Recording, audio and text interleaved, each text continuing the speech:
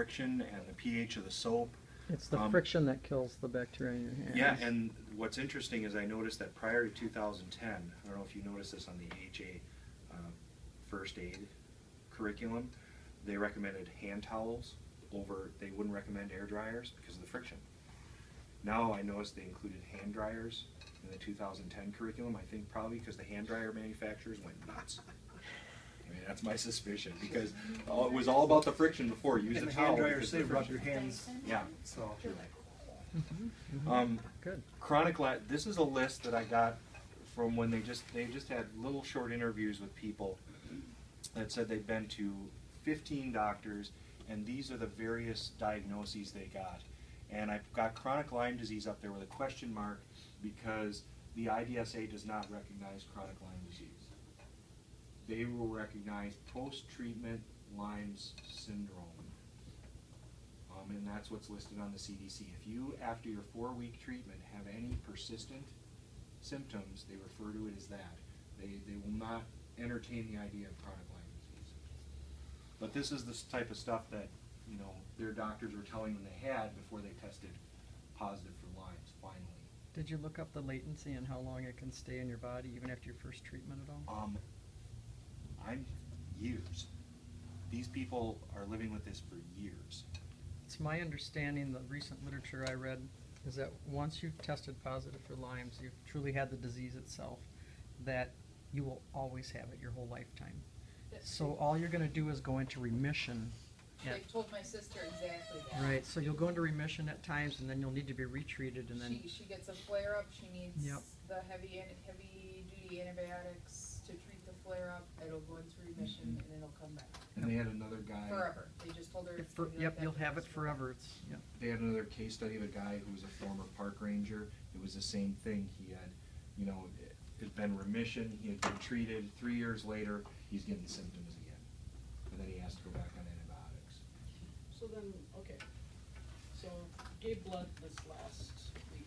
So how does that work, donating blood? If you don't know that you have this and you're donating blood, so then you're, I don't know. how did, I mean. I don't know if the spirochete, if it survives through blood donation. That's a really good question because I It don't is. think anybody has addressed that. As I said, this is not being addressed. There's a lot of research that needs to be done on this that's not being done. I know a doctor that I know, he claims that you can get it through like cleaning deer, through the blood on deer and stuff. He said he's known lots of people who get it after cleaning deer with no gloves on.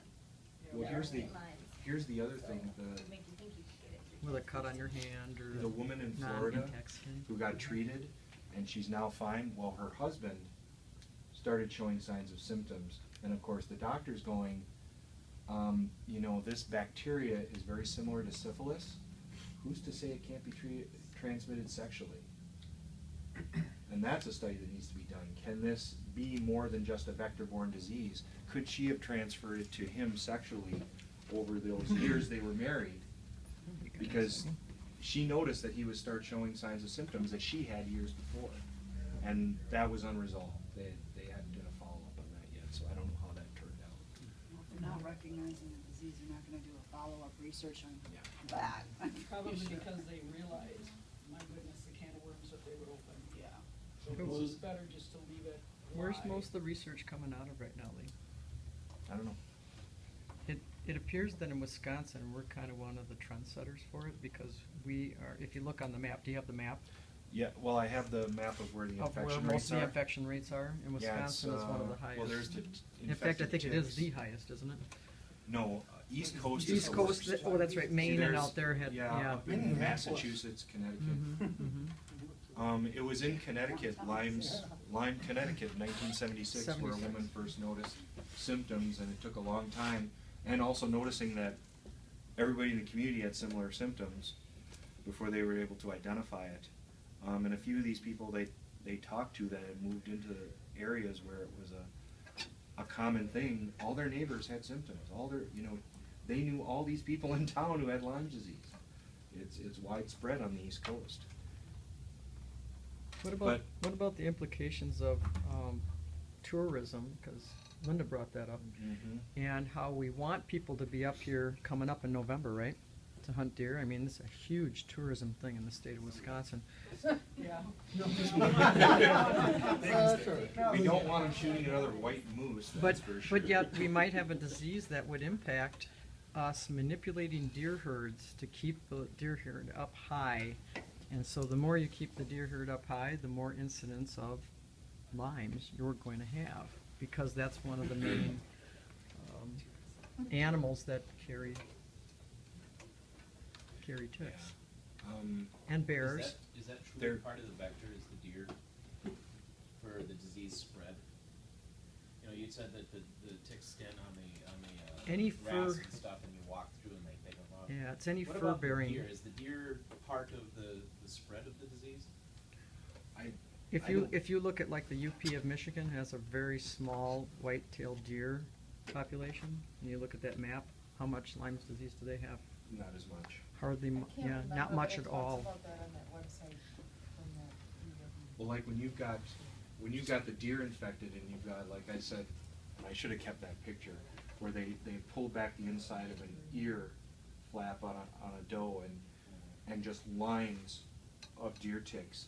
I mean, when you've got that much, think of how much is available to transfer to humans when we've got all these ticks. Then, you know, they're full, they detach, it's already been transferred.